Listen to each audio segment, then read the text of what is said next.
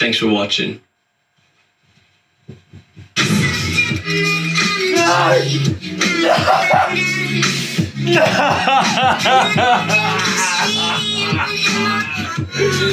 Don't leave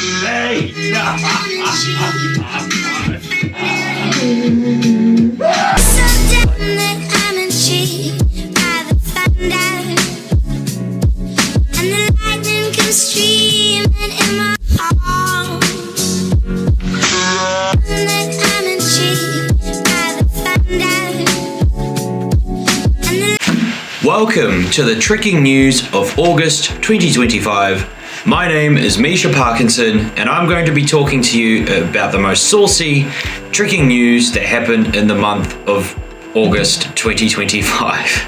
First up, we have the breaking news. In our first breaking news story of August, tricking legend from Australia, Phil Gibbs, has opened up his very own gym, the Red Panda Gym. Huge congratulations to Phil and the rest of the Brisbane tricking crew for pulling this major endeavour off. I remember talking to Phil about this a couple of years ago, and seeing it actually all come to reality is extremely satisfying, and I'm super happy for him. As a tricker, I'd say that one of our major goals in life is to actually open up our very own gym. To go and teach people, to go and run events, to go and train yourself in. And Phil has managed to do this, and I am so jealous. It's always inspiring to see more and more people do this in the tricking community. I look forward to seeing some crazy clips of the Aussies hitting some insane tricks at the Red Panda Gym. Next up on the breaking news is that August was a month of the underdog tricker. What I mean by this is that in August, there were quite a few gatherings that had guests who I would consider to be underdogs in the scene. And when I say underdogs, I mean that these trickers don't get the recognition that they deserve. For instance, the Ikigai tricking gathering, which happened from the 8th to the 10th of August down in Belgium, had so many guests that I would consider as underdogs. These guests include Dylan Berry, Kazuki Kazumo, Lixuan Shua, and Yawa Ho. I don't know how to say his name, I'm sorry. Speaking of Yawa Ho, this guy came absolutely out of nowhere, and he's doing combos in battles that will make the likes of Zen and Kaige a little nervous. Can more events please fly this man out? I'm looking at you, Hooked. I'm looking at you. I want to see a crazy lineup at Hooked this year. I want to see Yahoo. I want to see Kaige. I want to see Zen. I want to see the rest of the top 10 trickers from the world there. I want to see Fuju. I want to see Haruki. I want to see Tiki. Oh my god, imagine that. Imagine the oh. Sorry, I digress. And of course, like Shosei, if he's healed by then. Come on, Shosei, do it. And the other gatherings that I was pretty excited about that had a lot of underdog guests were the Phoenix Gathering and the EM Moves Gathering. Lastly, on the breaking news, Loop Kicks have just released the game of trick between Kaige and Haruki, and if I may say so myself, it is the craziest game of trick you will ever watch, so go and watch it. I'm not going to spoil it. Oh my god. In this segment, I will be talking about the notable gatherings that occurred in August. First gathering I'm going to talk about is Overheat Gathering that happened in Japan. Well, I once heard that a tricking gathering in Japan may as well be considered the tricking world champs. And to be honest, I think that statement is completely on point. Overheat Gathering had some of the most insane passes you'll ever see, and those were just the prelims. I genuinely thought I was watching the Vertigo prelims or the Hooked prelims. Like, what? What on earth is going on with the Volatrix crew? Like, what are they being fed? The other crazy thing was that Fuju and Zen weren't even battling, They were actually judges. Anyways, if I had a jaw drop and laugh maniacally counter, it would be in the trillions. Big ups to the Volatrix crew for creating such a sick event. Overheat Gathering happened on August 17th, and the overall winner was Shota, who I will be talking about later. The next notable gathering I will be talking about is World Cardo, which occurred in Stavropol, Russia from the 20th to the 24th of August. So this event really intrigues me. It's a mixed sporting, cultural, dance, extreme sport event mixture that is really cool. It's a little bit like OMFG in that it contains parkour, tricking, maybe some breaking and other little extreme movement sports, but it contains so much more. For instance, the award ceremony that they had looked so professional and well done. Seeing Fuju get his award there just felt like it was the biggest thing ever a tricker could achieve. It looked like a crowd of 1,000 or so people cheering the winners on in the award ceremony. Anyways, I've only seen a few clips of the battles from Cardo, but I do know that Kage, Huang Hu, and Fuju were all there. I believe that Huang Hu took the victory in the tricking battles, and Fuju took second place. Poor lad, this guy's been coming second in every single major event recently, and I genuinely feel bad for him. It even says it in Fuju's bio as well. But I would like to see the final battle between Fuju and Huang Hu, and I want to see the combos that they were both throwing. I did see the clips between Kaige and Huang Hu, and those were just next level. The event looked absolutely insane, and it gave tricking a huge amount of exposure and potentially funding. Can someone find out, please? Like, I do the tricking news, but I'm not a tricking journalist, so someone please go and investigate. This segment, the sauciest samplers. I will be discussing, well, the sauciest samplers that I was blessed to watch in August. The first sampler I'm going to be talking about is Resurgence by Yoni Cohen. Big shout out to this young man for making a tricking sampler and for making it very watchable. It was very good to watch because there was clear hints of his progression, combo structure, and overall tricking style, and skill set, of course. As trickers, we should all be aspiring to make a tricking sampler, mostly just to capture our progression, but also it's a nice little time capsule to see what our life was like, well, back in the day. And, you know, you want to show your grandkids this sort of stuff, and so they think that you're cool. Shout out to Yoni, and I look forward to seeing more tricks from you in the future. The next sampler I will be talking about is The Forbidden Clips Part 1 by Thorn Anderson. Okay, so how do I describe this man?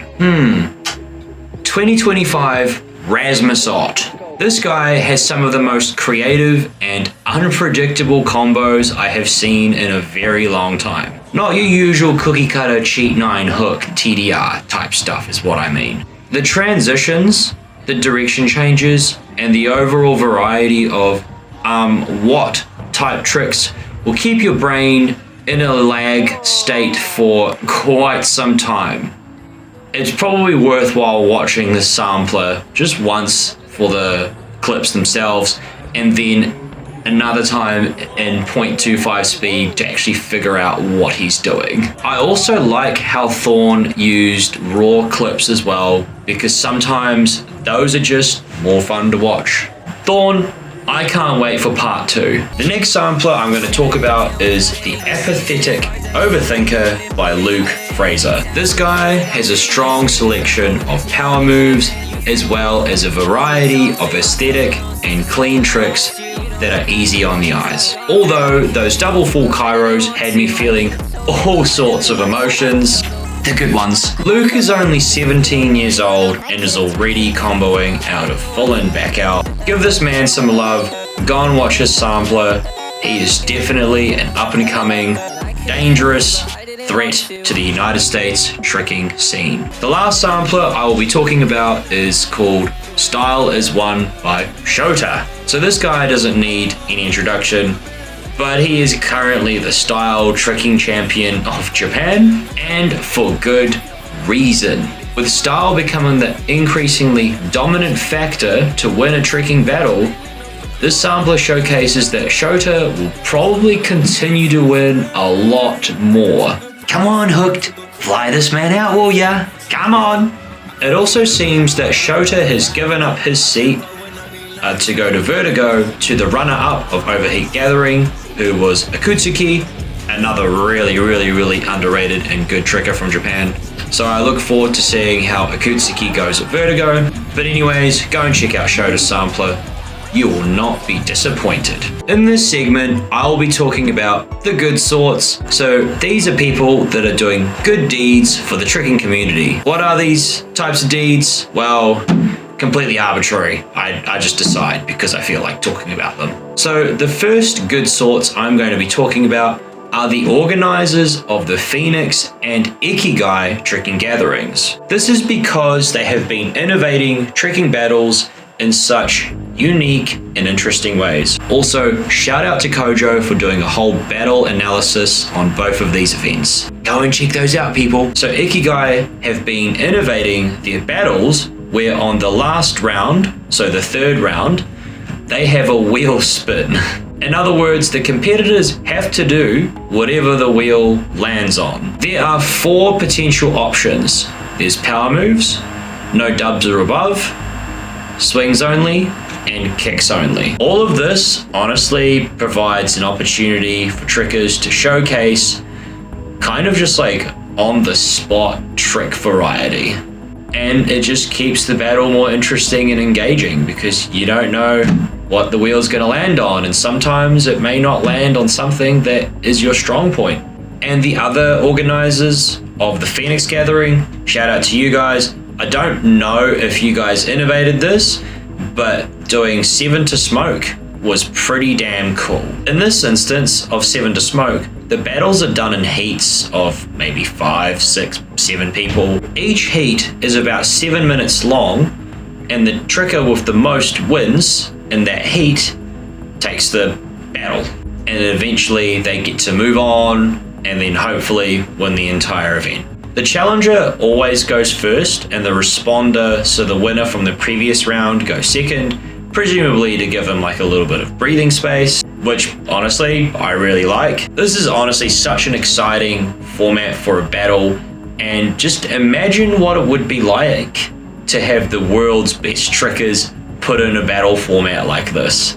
And shout out to Dylan for winning the Phoenix Gathering as well. The next good sort of August goes out to one of my favorite trickers of this era, Kazuki. Why? Well, because he's one of my favorite trickers, and because he landed one of the cleanest cart full D-leg triple twists I have ever seen. And to be honest, probably the cleanest quad full variation ever done. Please keep on pushing Kazuki, and please make another sampler like your recap 2022 and 2023 samplers. They are fantastic. Okay, as far as good sorts go, this guy has absolutely mastered being a good sort. Who am I talking about? Well, mastering tricking, of course. Well, he actually goes by the name of Mastering Brendan now. But thank you, Brendan, for going back to YouTube and posting videos again. Mastering tricking got so many people actually into tricking back in the day with his extensive range of comprehensive tutorials. I say is that as if it was many years ago or decades ago. It actually wasn't that long ago, but maybe it feels like it. He honestly deserves an entire documentary about him. Mastering tricking also helped many trickers like myself actually get better at their tricks by watching his fantastic tutorials. Thank you so much, Brendan. Please keep posting. Love to see you back at it, man. So we actually have a couple more good sorts to talk about for this month. Just so many great people to talk about in this wonderful community of ours. Now, I actually watched this video a couple days ago, and it was extremely motivating and rather humorous. Shout out to my boy Drekken for uploading an absolutely fantastic video on his journey to landing his first full in back out in the outdoors. If you know, you know. It's honestly one of the greatest progression videos I have ever seen, and it only took him like 6 months to make. Well, from his last upload, it took him about 6 months from his previous upload to this next upload to release the video. Drekken, if you're watching this, do it again. But this time, with quad cork. You won't. You won't do it with quad cork. You won't. On snow. No, okay. Maybe on a spring floor, but like imagine on snow, quad cork on snow. From Gumby. If you know, you know. You know what I'm referencing here. The last good sort I'm going to be talking about is Gaston Malandra. This man has just released an entire video of him and his pals building a spring floor in some abandoned looking building. This might just be one of the most trickeresque things I've ever seen since the NTBS days. But you know what? Respect. Man has done some sick tricks. He built a floor, did some more sick tricks on that floor, and it was all done in a documentary style edit. More of these, please, trekking community. More of these. Thank you, Gaston. I look forward to seeing the progression of you and your friends in that building, and also hopefully you get some trekking classes in there as well, if you can. This is the last segment of the trekking news where I talk about the gathering forecast of September. The first gathering I'm going to be talking about is No Gravity, which is going to be happening in Portugal from the 5th to the 7th of September. This gathering really excites me for 2 main reasons. First reason is that the gathering is literally going to be on a beach. So how freaking cool and unique is that? A trekking gathering like right on the beach. I mean, I could just imagine the vibes. It would be so cool. And secondly,